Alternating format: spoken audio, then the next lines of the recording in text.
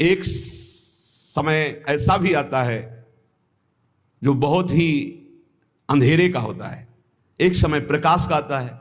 जैसे दिन रात ऐसे सुख और दुख, धन की यही सार्थकता है। जय जयकार हो, भगवान नाम कीर्तन हो, भगवत अनुरागी जनाकर प्रसाद पावे, भगवान की आरती पूजा सेवा। धन्य है वो गृहस्थ, वो धन्य, वो तीर्थ है उसका घर जिसके घर में भगवान की आरती होती, भगवान का नाम कीर्तन होता, आए हुए अतिथियों की सेवा होती है। वो देखते हैं कि और वस्त्र जब धारण कराते हैं तो ठाकुर जी धारण करते हैं, लेकिन जब त्रिपुरदास जी का दगला धारण कराते हैं तो ठाकुर जी फूल जाते हैं, प्रसन्न हो जाते हैं। भक्त के द्वारा प्रेम से दी हुई वस्तु भगवान बहुत भाव से स्वीकार करते हैं। हमारे जीवन में यदि दुख आए और मेरे प्रभु राजी हैं तो कभी सुख नहीं चाहिए, कभी सुख नहीं चाहिए। मेरे प्रीतम क्या परेशानी प्यारे को, जो प्रेम करने वाले उनको क्या परेशानी, क्योंकि प्यारे मेरे चाहते मैं दुखी रहूं, ये दुख समुदाय घेरे रहे, बस जोई जोई प्यारो करे सोई मुई भावे। बहुत कठिन बात है। प्रवचन कर लेना सरल है, प्रवचन सुन लेना सरल है, कि दुख घेरे रहें। एक महाभागवत परम पावन श्री त्रिपुरदास जी महाराज, अगर दुख मुझे घेरे हैं, मेरे प्यारे राजी हैं, तो मुझे दुख से कोई परेशानी नहीं। यह है प्रेमी का हृदय। देखो त्रिपुरदास जी महाराज कायस्थ कुल में प्रकट हुए। कायथ त्रिपुरदास भक्ति सुख राशि भर्यो, कर्यो ऐशो पण सीत दगला पठाइए।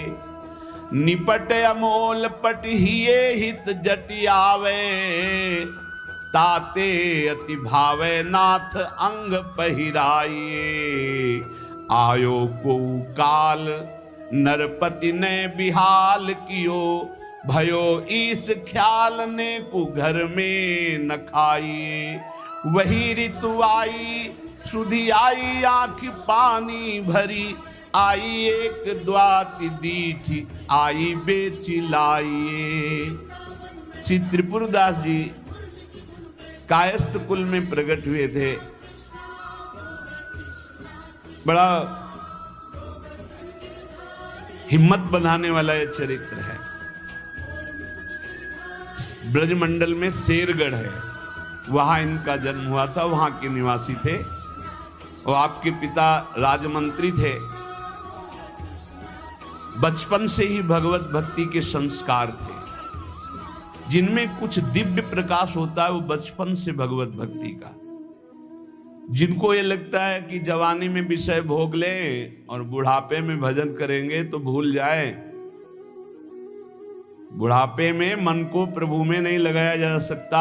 यदि आपने जवानी में भजन का अभ्यास नहीं किया तो बुढ़ापे में नहीं होगा, बुढ़ापे में प्रपंच ही होगा, पक्का विश्वास मान लीजिए।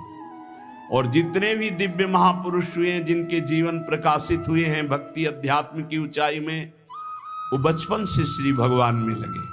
त्रिपुरदास जी के घर में राजमंत्री पिता थे, पर बहुत ही सुंदर भक्ति के संस्कार थे। एक बार आप पिता के साथ आगरा से किसी कार्य के लिए गिरिराज जी आए, तो यहां ठाकुर श्री श्रीनाथ जी का दर्शन किया। यही विराजमान थे अन्योर में, जहां जतीपुरा, इधर ठाकुर जी यहीं प्रकट हुए हैं। श्रीनाथ जी अपने ब्रज के हैं, गिरिराज जी के। ऐसा सुंदर रूप श्रीनाथ जी का, ये नवीन किशोर अवस्था लुभायमान हो गए। बहुत हट किया, अब मैं नहीं जाऊंगा, इन्हीं के दर्शन करूंगा, इन्हीं के पास रहूंगा। पिता राजमंत्री थे, वहां किसी परिचित से कहा, बालक है, हट करता है त्रिपुरदास, इसको हम छोड़ देते हैं 2-4-10 दिन यहाँ। देखो भगवान का विधान, यहाँ श्रीनाथ जी के दर्शन करेगा, फिर हम आदमी भेज देंगे, बुला लेंगे। अब वो दैवी योग से प्रेरित थे, पुत्र को यहां छोड़ दिया और वापस वो लौटे तो रास्ते में कुछ वैरी दल के राजसैन को दुष्टों ने घेर लिया और मार डाला, पिता को मार डाला। भक्तों के जीवन में प्रारंभ से ही विपत्तियों की बौछार हो जाती है, लेकिन आप ऐसा डरिएगा मत। क्या जिनके हृदय में भक्ति नहीं है उनके परिवार के लोग नहीं मरते क्या? जिनके हृदय में भक्ति नहीं वो क्या दुख नहीं भोगते क्या? ये अज्ञानी जन है, नहीं जानते। शरीर रचना के समय शुभ अशुभ कर्मों के अनुसार दुख सुख पहले से रच गया है। भक्ति तो हम आज कर रहे हैं, ये नई खेती है, ये भक्ति का फल नहीं। वो दुख सुख पुराने हमारे कर्मों का फल है। जब आपने सुना, सूचना आई कि तुम्हारे पिता को बैरी दल ने मार डाला है, तो श्रीनाथ जी की तरफ देखा और कहा, आप तो हमारे पिता भी हो, मित्र भी हो, जीवन धन हो। हृदय में बड़ा आनंद हुआ कि चलो नाम मात्र का पिता अंतर ध्यान हो गया, लेकिन मेरा जो अनंत जन्मों का पिता है उससे संबंध हो गया। अब तो मेरे श्रीनाथ जी के सिवा कोई नहीं है। एकदम निश्चिंत हो गए। रोज प्रभु के सामने भाव विभोर होकर रोया करते, नौ किशोर अवस्था, कि प्रभु अब आपके सिवा हमारा कोई नहीं है। एक दिन वल्लभाचार्य भगवान आचार्य चरण, जिनके दुलारे लाडले श्रीनाथ जी हैं, उस सेवा में आए तो देखा है बालक बहुत एक दृष्टि से देखता है, रोता है। लाओ इस बालक को सामने लाया। ये है भगवत कृपा। जब भगवत कृपा होती है तब गुरु मिलते हैं, जब गुरु कृपा होती तब भगवान मिलते हैं। जब भगवान की कृपा होती तब गुरुदेव मिलते हैं, संत मिलते हैं। जब द्रवहि दीन दयालु राघो तो साधु संगति पाइए। और जब संत द्रवित होते हैं तब भगवान का साक्षात्कार होता है। बुलाया और परिचय पूछा, कौन है ये? तो कहा अमुक राजमंत्री का पुत्र है, इनके पिता यात्रा में मारे गए हैं और ये बहुत आसक्त चित्त होकर श्रीनाथ जी को देखते हैं, श्रीनाथ जी से रोते हैं। त्रिपुरदास जी ने साष्टांग दंडवत किया वल्लभाचार्य जी को और कहा, प्रभु मैं मात्र पितृहीन, न मेरे माता है न पिता है, मैं अनाथ बालक हूँ। बस मेरे नाथ तो श्रीनाथ जी ही हैं और आपके श्री चरणों का आश्रय दे दिया। प्रभु मुझ अनाथ दीनहीन को आप स्वीकार कर लीजिए। बहुत प्रसन्न हुए। इतना छोटी अवस्था में ऐसे शुद्ध शब्द, ऐसे भागवतिक चेष्टाएं। चलो आज अभी इसी क्षण मैं इसको दीक्षा देता हूं। आचार्य श्री वल्लभाचार्य जी विधि पूर्वक दीक्षा देकर ब्रह्म संबंध कराया। कुछ दिन तक पास रखा और कहा वापस जाओ घर। श्रीनाथ जी की सेवा की भावना रखो, निरंतर चिंतन करो, ध्यान में श्रीनाथ जी का स्मरण रखो, भक्ति में जीवन व्यतीत करो। हमारा सदैव कृपा प्रसाद तुम्हारे साथ है। गुरु आज्ञा तत्काल श्रीनाथ जी से उनके जो परिचय के थे ले गए। यवन राजा था, उनके राजमंत्री थे पिता। तो जब नौ किशोर अवस्था से थोड़ा बड़े हुए तो इनके पिता का पद इनको दिया, राजमंत्री बना लिया। अब ये राजमंत्री में जितना वैभव मिलता, तो इन्होंने एक बात सत्य समझी कि धन की सच्ची योग्यता क्या है। बोले संतों के मुख में चला जाए, संतों की सेवा में चला जाए, भगवंत सेवा में लग जाए, सो धन धन्य प्रथम गति जाकी। धन की सार्थकता है। ये भागवतिक सरकारी बैंक है। जैसे भारतीय सरकारी बैंक में जमा करो जब चाहो ले लो ब्याज सहित, ऐसे भागवतिक सरकारी बैंक है। गौ संत जन, ब्रह्म ऋषि जन, भगवान किसी विग्रह की अर्चा पूजा और किसी ऐसे असहाय की जो बीमार है, जो अपवित्र है, असमर्थ है, उसकी सहायता भगवत भाव से कर देना, उसमें जो धन खर्च होना, ये सब भागवतिक बैंक में जमा होता है। आपको मिलेगा, ब्याज सहित मिलेगा। हमारे प्रभु की बैंक में परसेंट बहुत ज्यादा मिलते हैं। 1 रुपया का लाख गुना ब्याज मिलेगा। दे के ये जो आप देखते हैं कि अमुक पद पर बैठ गया, अमुक राजा बन गया, अमुक बन गया, ये पूर्व जन्म का है। पूर्व जन्म का आप देखते हैं छा गया, ये पूर्व जन्म का सुकृत है। वैभव ऐश्वर्य चरण चूम रहे, वाह वाही हो रही, ये सब पूर्व का पुण्य है, 1 का लाख गुना। पर इस बैंक में विश्वास नहीं होता, किसी किसी को विश्वास होता है। और इस बैंक में जमा कर देने पर अगर आपने कह दिया तो तत्काल वो फल जो गुणा करके आपको प्लस मिलना था नहीं मिलेगा। ध्यान कर लेना। यदि माइक से हो गया कि अमुक जगह के अमुक भगत ने 5,000 रुपए दान किए, भगवान इनका मंगल करें, तालियां बज गई, हो गया, उड़ गया, आपके बैंक का ब्याज उड़ गया। जैसे सभा में खड़े होकर अपने पाप को स्वीकार कर ले तो उड़ गया, खत्म पाप। ऐसे सभा में यदि पुण्य स्वीकार कर ले तो खत्म। बुजुर्ग जन कहते थे कि दान ऐसा करे कि दाएं हाथ से दे, बायां हाथ न जाने। नेकी कर दरिया में डाल, कोई जान न पावे, तब लाख गुना हमारी भागवतिक बैंक से उसे मिलता है। ये तो हुआ अपना धन देने पर। और अगर ये बात हो जाए कि हे प्रभु आपकी वस्तु आपको समर्पित करते तो भगवान मिल जाएंगे, तो दियम वस्तु गोविंदम तुभ्यमेव समर्पये। ये निश्चय किया त्रिपुरदास जी ने कि राजमंत्री पद से जो भी धन आएगा मैं केवल सेवक की तरह प्रसाद से शरीर पोषण करूंगा, सारा धन संत सेवा और भगवंत सेवा में लगाऊंगा। उस श्रीनाथ जी के लिए नियम लिया, प्रतिज्ञा ली कि हर साल सर्दी में दगला बनवा कर भेजेंगे, रत्नों से हीरो से जटित बढ़िया पोशाक, सर्दी की, सुनहरे गोटे, सुंदर सुंदर रत्न जटित। अब चाहे करोड़ों के रत्न लग जाए श्रीनाथ जी के लिए, और राजमंत्री थे,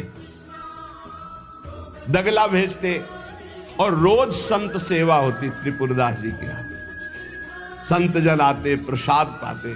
धन की यही सार्थकता है। जय जयकार हो, भगवान नाम कीर्तन हो, भगवत अनुरागी जन आकर प्रसाद पावे, भगवान की आरती पूजा सेवा। धन्य है वो गृहस्थ, वो धन्य, वो तीर्थ है उसका घर जिसके घर में भगवान की आरती होती, भगवान का नाम कीर्तन होता, आए हुए अतिथियों की सेवा होती है।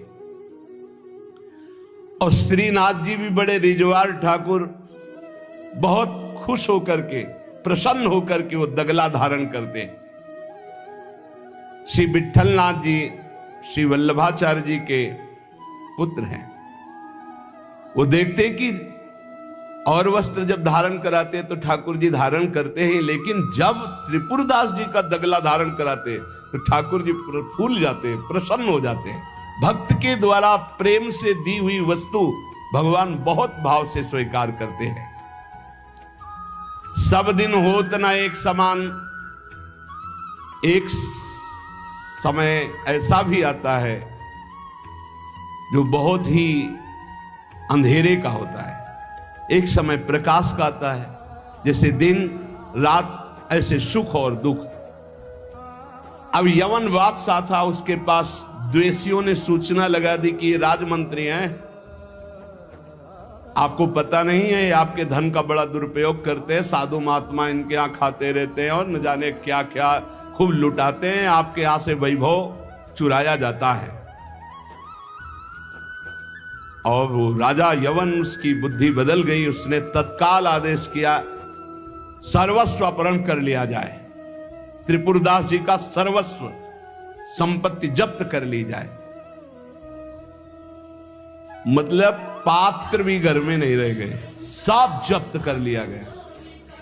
जहां रोज संत सेवा, ठाकुर सेवा, श्रीनाथ जी के लिए बहुत महंगा पोशाक सर्दी की, सब एक पात्र भी नहीं रहने दिया, सब जब्त कर लिया। खाने पीने के लिए एक दाना भी नहीं रह गया, कुछ नहीं, सब जब्त कर लिया, केवल दिवाले दिवाले। अब आप विचार करो, जिसका ऐसा चल रहा हो उसका ऐसा, इसलिए होश में रहना चाहिए। सब दिन होत न एक समान, ये शब्द याद रखना चाहिए। सुख है तो फूलो मत, कल दुख आने वाला है। शरीर स्वस्थ है तो अभिमान मत करो, कल कोई रोग आ जाएगा। जीवित हो तो अभिमान मत करो, कल ही मृत्यु आ सकती है, आज भी आ सकती है। होश में। खूब धन संपत्ति है, कल ऐसा हो सकता है टुकड़े टुकड़े के लिए मोहताज हो सकते हो। पक्का पक्का। आज दुखों घेरे हैं तो आप निराश मत होइए, कल आप बहुत बड़े आदमी बन सकते हैं। उत्साह संपन्न रहिए। आज बहुत बड़े आदमी है, धन है, संपत्ति है, वैभव है, नौकर चाकर है, बहुत फूलिए मत। हो सकता है ऐसा समय आ जाए कि तुम्हें किसी के यहाँ नौकरी करनी पड़े अपने पेट भरने के लिए। समय बहुत विचित्र है, पलटने में देर नहीं लगती, पलटने में देर नहीं लगती। खाने पीने तक के लिए नहीं रहेगा, सब यवन राज ने जब्त करवा लिया। अब जैसे तैसे बहुत गरीबी से कष्ट से जीवन यापन होने लगा। अब आए सर्दी की ऋतु। सर्दी की ऋतु में श्रीनाथ जी को दगला भेजते थे, खूब सुंदर सजा करके। यहां सजाने की क्या बात, खाने की भी कोई वस्तु नहीं रह गई थी। ठाकुर जी की सेवा की प्रतिज्ञा की थी कि जब तक जीवन है आपके लिए पोशाक भेजूंगा।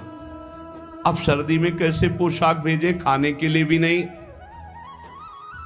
बहुत जोर जोर से रोना आया कि हम हर कष्ट सह सकते थे, लेकिन आपकी सेवा, ये जो सर्दी की पोशाक भेजने की थी, अब कैसे होगी आपकी सेवा। और ये सेवा नहीं होगी तो मेरा जीना, क्योंकि मैंने नियम लिया था कि मैं अपने जीवन में जब तक जीऊंगा हर वर्ष आपको सर्दी के समय पोशाक भेजूंगा सर्दी की। आप ठाकुर जी से विनय करने लगे कि मैं सब कष्ट सह सकता हूं, आपकी सेवा छोड़कर नहीं। इतने में देखा, दृष्टि गई तो एक ऊपर दावात रखी थी। आपको जैसे कोई डूबते हुए को तिनके का सहारा मिल जाए, और वो दावत पीतल जैसी दिखाई दे रही थी। तो लग रहा था कुछ सिक्के की तो बिकी जाएगी। दावत ली, बाजार में बेचने के लिए गए कि अगर ये बिक जाएगी तो थोड़ा भी कपड़ा मिल जाएगा तो नियम की तो पूर्ति हो जाएगी। अब त्रिपुरदास जी बाजार गए तो बेच के बाजार यो रुपया एक पायो, ताको ल्यायो मोटो थान मात्र रंग लाल गाइए। भीजो अनुराग पुनि नैन जलधार भीजो, भीजो दीन ताई धरि राख्यो और आइए। को प्रभु जन आए सहज दिखाई दई, भई मन दियो ले भंडारी पकड़ाइए। काहू दास दासी के ना काम को पे जाऊं लेके, बिनती हमारी जू गुसाई ना सुनाइए। त्रिपुरदास जी को दावत दिखाई दी जो पीतल की सी दिखाई दे रही थी। उठाई, बाजार ले गए तो उस समय उन्हें 100 पैसे मिले, 1 रुपया। 1 रुपया कपड़े की दुकान में गए, मोटी मार्किंग को। अब जहां इतना कीमती वस्त्र, सोने के गोटे, हीरे लगाकर सुंदर ऐसी पोशाक भेजते थे, वहां आज स्थिति की मार्किंग। कैसे ठाकुर जी को भेजे? लाल रंग से लगा, लाल रंग अनुराग का रंग। सफेद मार्किंग लाके आंसू गिरते जा रहे हैं कि नाथ, ये मोटा मार्किन आपके तो दास दासियों के लायक आपको कैसे, पर कुछ नहीं है। अनुराग में भीने हुए नेत्रों से अश्रुधार बह रही है, हृदय में भारी दीनता है, और ऐसी ही वस्तु प्रभु को बहुत पसंद आती है। हमसे अगर दी जाएगी 5 किलो सोने का छत्र, तो 4 लाख योजन का सोने का पहाड़ है उनकी इस मृत्यु लोक में। 5 किलो क्या होता है? साहस नहीं हुआ, रंगा लाल रंग में, प्रेम रंग में रंग कर रख लिया, पर साहस नहीं हुआ कि मैं जाकर के श्रीनाथ जी को दूं। कैसे दूं? अब उनके मन में एक बहुत पीड़ा है। और देखो, भगवान अपने भक्त की बात को अंतर से जानते हैं। त्रिपुरदास जी के हृदय में दैन्य, और दैन्य भगवान को बहुत प्रिय है। यही दरबार दीन को आदर रीति सदा चली आई। भगवान को मूल्यवान वस्तुएं प्यारी नहीं, भगवान को जो प्यारी वस्तु है वो दैन्य है, दीनता। जेहि दीन प्यारे वेद पुकारे, द्रवोषु श्री भगवाना। इतने में विधान बना। गोसाई जी के सेवक श्रीनाथ जी की सेवा के लिए जो भक्तजन थे उनके यहां विचरण किया करते थे, अचानक दृष्टि में पड़े त्रिपुरदास जी के। देखा ये तो श्रीनाथ जी के सेवक हैं जो गोसाई जी के पार्षद हैं, और ये तो सेवा सामग्री श्रीनाथ जी को पहुंचाते हैं। तो आपने प्रणाम किया, घर लिवा गए, कुछ खाने पीने के लिए व्यवस्था ही नहीं। कैसी कैसी, कहां राजमंत्री का सुख और कहां। बहुत संकोच में भरे हुए वो मार्किन निकाल के लाए जो लाल रंग से रंगी थी, और कहा हाथ जोड़ करके कि हर वर्ष प्रतिज्ञा थी कि श्रीनाथ जी को पोशाक भेजेंगे, पर भगवत कृपा से वैसा विधान बन गया है। यद्यपि ये श्री गोसाई जी के किसी दास दासी के पहनने योग्य भी नहीं है, फिर ये श्रीनाथ जी के श्री अंग के लिए तो क्या होगी। पर आप क्या इस भेंट को वहां तक पहुंचा देंगे?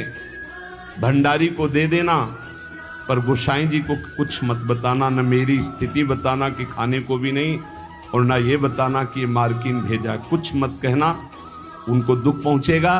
केवल भंडारी को दे देना, वो जो चाहे जैसे चाहे, यद्यपि वे श्रीनाथ जी के योग्य तो है ही नहीं। देखो, भगवान भावोत्सवेन भजताम रस कामधेनु है। बड़ा हृदय में सुख हो रहा है उस वस्त्र को लेकर। वो जो भगवत पार्षद है, आज तक उनको ऐसी भेंट, इतनी इतनी भेंट मिलती थी श्रीनाथ जी के पास ले जाने के लिए, लेकिन ऐसा सुख नहीं होता था जैसा त्रिपुरदास जी ने रो करके जब मार्किन दी लाल रंग से रंग के, उनको एक अपार सुख हो रहा है। और दियो ले भंडारी कर राखे धरी पटवा पे, निपट स्नेही नाथ बोले अकुलाए के, भय हैं जड़ाए को बेगी ही उपाय करो, विविध ओढ़ाए अंग बसन सुहाए के। आज्ञा पुनि दइयो अंगीठी बारी दई, फिर वही भई सुनी रहे अति ही लजाए के। सेवक बुलाए कही कौन की कबाए आई, सब की सुनाई एक बहीली बचाए के।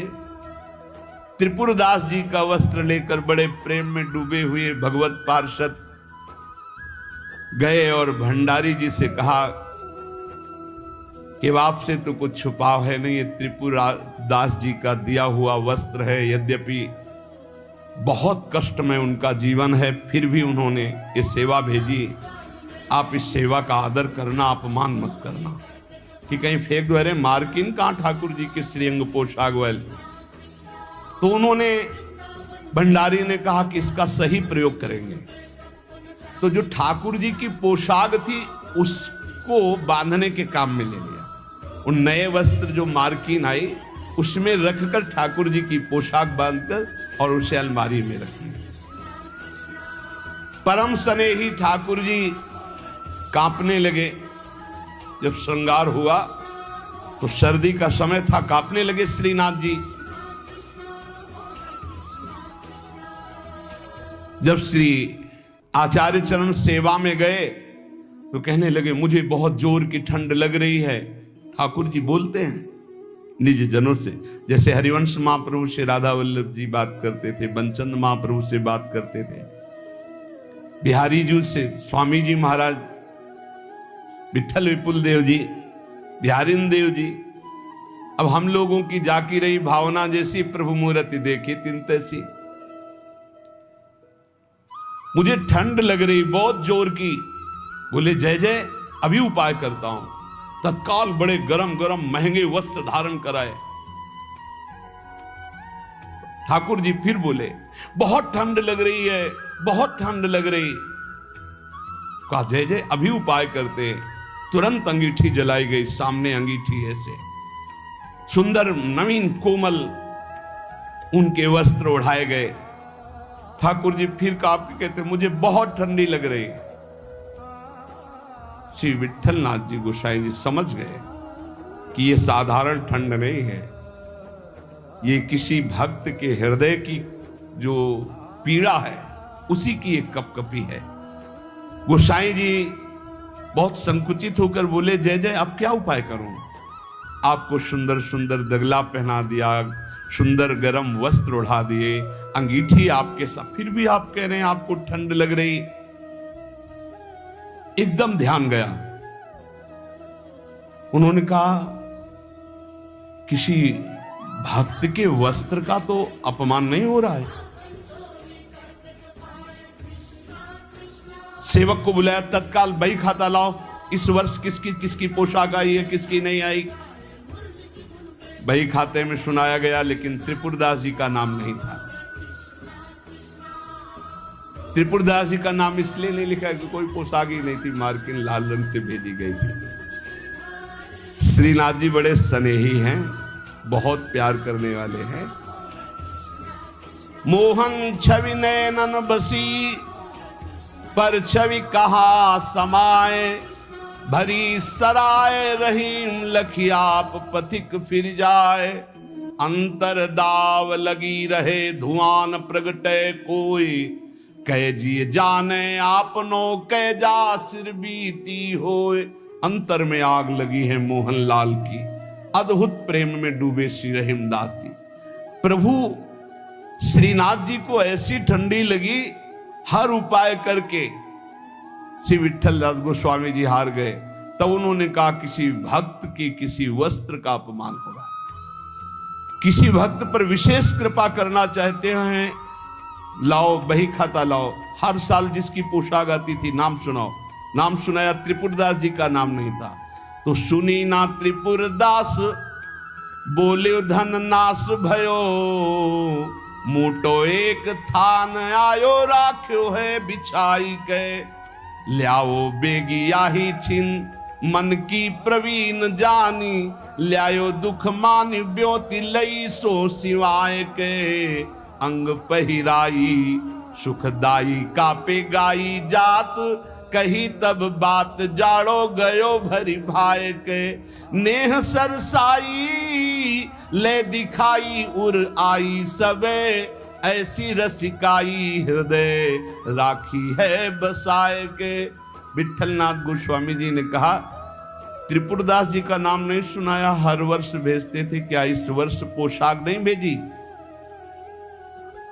देखो एक तो भगत होते हैं कुछ फुलरा चढ़ता 4 दिन की भक्ति का,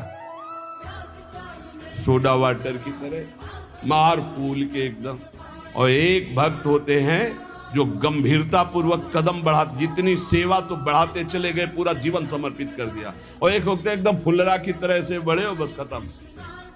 हमें लगता है कि भक्ति सोडा वाटर वाली ना करो, क्षणिक वैराग्य वाली मत करो, एक कदम बढ़ाओ पर बहुत मजबूत बढ़ाओ। जीवन में चाहे जितना संकट आ जाए उतने कदम जो हम बढ़ चुके हैं भक्ति के, पीछे नहीं लौटेंगे, चाहे मृत्यु क्यों ना हो जाए। ऐसी दृढ़ निष्ठा रखनी चाहिए, तभी माया पर विजय प्राप्त होती है।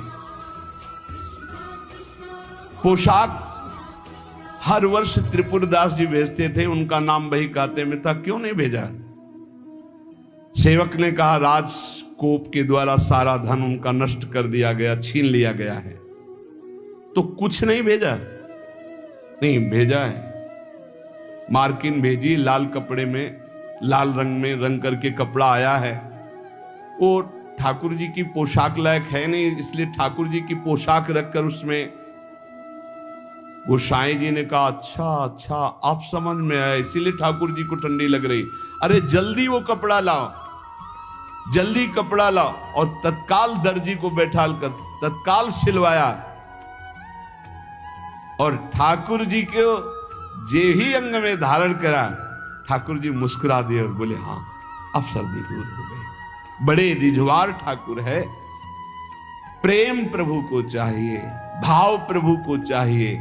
इसी भाव को दृढ़ करने के लिए ये महापुरुषों के पावन चरित्र हैं।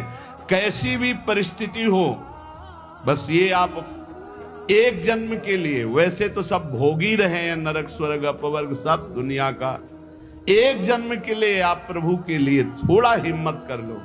कैसी भी परिस्थिति आवे, आपका नियम न टूटे, आपका भजन न टूटे, जो नियम बनाओ उसे चलने दो। प्राण चाहे निकल जाए, इस जन्म में भक्ति से पीछे नहीं हटना, तो निश्चित भगवत प्राप्ति हो जाएगी। ये जीवन हमारा भगवत प्राप्ति के लिए है। बहुत सावधान, सुख दुख के ये भाव समुद्र के थपेड़े हैं। कहीं सुख में भूल मत जाना, कहीं दुख में घबराकर भक्ति मत छोड़ देना। आगे आपको बहुत सुख मिलेगा। ये भक्ति दुख सुख देने वाली नहीं, भक्ति सुख दुख में समान स्थिति पैदा करती है। भक्ति भगवान को आकर्षित करती है। और सही मानो, आज तक खुद अपना अनुभव में बता रहा हूं, ये दुख, ये विपत्ति, ये रोग, ये नाना प्रकार का तिरस्कार, निंदा, यही ऊंचाई पर चढ़ाती है, यही सच्चाई पर चढ़ाती है, यही सच्चा शरणागत भक्त बनाती है। इसलिए जिसके जीवन में दुख है, विपत्ति है, नाना प्रकार की प्रतिकूलताएं हैं, डरना मत। तुमको उस ऊंचाई पर भगवान चढ़ा रहे हैं जहां तुम चढ़ ही नहीं सकते थे। सुख और सुविधा ये दुलार है। जैसे कोई बच्चा बहुत रोने लगे तो टाफी पकड़ा दे। सुख सुविधा अनुकूलता प्रणाम नमस्कार ये हमारे प्रभु का दुलार है। दुख प्रतिकूलता तिरस्कार अपमान विपत्ति ये कृपा है। और कृपा पात्र ही विश्व विजयी होता है। कृपा पात्र ही काम क्रोध लोभ मोह मद का नाश करता है। इसलिए सदैव अपने आराध्य देव की निष्ठा में रहे। त्रिपुरदास जी का एक नियम था, वो श्रीनाथ जी के चरणामृत का रोज पान करते थे। हमेशा चरणामृत अपने पास रखते थे। बिना जबान में चरणामृत गए वो अन्न जल नहीं रखते थे। वैसे ये नियम रखने की बात प्रायः सबको कही है। श्री जी का चरणामृत, गुरु जी का चरणामृत जरूर पास रखना। जिसके पास चरणामृत की सुविधा न हो तो हम चरणामृत कुंड का नाम ले रहे हैं। मानसरोवर, राधा कुंड, श्याम कुंड, ये जो कुंड है इनमें हर संतों के चरणामृत है। ब्रज 84 कोस के बड़े बड़े सिद्ध संत जो चरणामृत नहीं देते वो भी इनमें स्नान करते। वो भी जब जाते हैं तो आचमन और चरण धोते। इन कुंडों का जल रख लो, एक एक बूंद रोज अगर मुख में डालोगे, एक एक बूंद, तो आपका चरणामृत पान का नियम पूरा हो जाएगा। और राधा वल्लभ जी, बांके बिहारी राधा रमन जी, यहाँ तो करुणा बरसती। आप चले जाओ, पात्र लेकर और हाथ जोड़कर प्रार्थना करके मांगो तो आपको चरणामृत मिल जाएगा। अगर इतना चरणामृत मिल जाए, उसमें आप जल मिला लें तो आप वर्षों उसी को चलाते रहें, जल मिलाते रहें, चलाते रहें, वो चरणामृत ही होता है। एक दिन संयोग की बात, जब आप भोजन करने के लिए गए तो जो श्रीनाथ जी के चरणामृत का पात्र था, वो जो चरणामृत मांगते थे मिल जाता था, सेवक देते थे। बोले आज तो चरणामृत खत्म हो गया। आपने कहा पहले क्यों नहीं बताया? अगर पहले बताए होते तो चरणामृत की व्यवस्था कर दे। तो ठीक है, ठाकुर जी को भोग लगा दो, अब हम प्रसाद नहीं पाएंगे जब तक चरणामृत नहीं। ये पूज्य श्रीधर बाबा जी को हमने नियम देखा कि वयोवृद्ध थे, 3 बजे आसन पे बैठते प्रातःकालीन और 1 बजे तक जप करते। 1 बजे के बाद 2 साधक उनको उठाकर ले जाते परिक्रमा मार्ग में। वो साष्टांग दंडवत लोटपोट होते, फिर आते अपने ठाकुर जी की 4 परिक्रमा करते। इसके बाद हाथ जोड़कर मंदिर में चरणामृत लेते। और जब चरणामृत जिस दिन, एक तो प्रायः रहता है ऐसा कभी हो गया कि कोई दूसरा भगत जो उनकी नियम निष्ठा को नहीं जानता, सब बट गया, तो बोले बाबा चरणामृत तो बट गया, 1 बूंद पानी नहीं पिएंगे। अब फिर 1 बजे वही प्रक्रिया करके चरणामृत मिलेगा तब पानी पिएंगे, तब भोजन कर। ऐसी भक्तों में निष्ठा। तो उन्होंने कहा मैं दरबार जा रहा हूं, तुम लोग श्री ठाकुर जी को भोग लगाकर प्रसाद पा लेना, अब मेरी प्रतीक्षा मत करना, क्योंकि जब तक चरणामृत नहीं तो मैं ठाकुर जी का प्रसाद भी नहीं पाऊंगा। मन में निश्चय किया कि यदि चरणामृत श्रीनाथ जी का नहीं मिला तो चाहे प्राण निकल जाए कभी कुछ जबान पे नहीं रखूंगा। चरणामृत के बिना मेरा जीवन किस काम का। रसोईया अपने कार्य में लग गया। इतने में स्वयं श्रीनाथ जी 10 वर्ष के बालक का रूप रहकर पात्र में चरणामृत अपना जतिपुरा से ले गए। वहां पहुंचे और कहा सुनो, ये 3 पात्र रखे हैं, त्रिपुरदास जी को बता देना, इसमें श्रीनाथ जी का चरणामृत, इसमें महाप्रभु वल्लभाचार्य जी का चरणामृत, और ये तीसरे पात्र में श्रीनाथ जी का उच्छिष्टामृत। उनको बुला लो और पवाओ। और ये तीनों थैलियां भेजी गए। बालक ऐसा कह के चला गया। त्रिपुरदास जी को बुलाने के लिए गए। त्रिपुरदास जी दरबार में थे, एकांत में आए और उनका मैंने कहा था कि बिना चरणामृत के हम प्रसाद में नहीं पाते, क्यों हमको तंग कर रहे हो?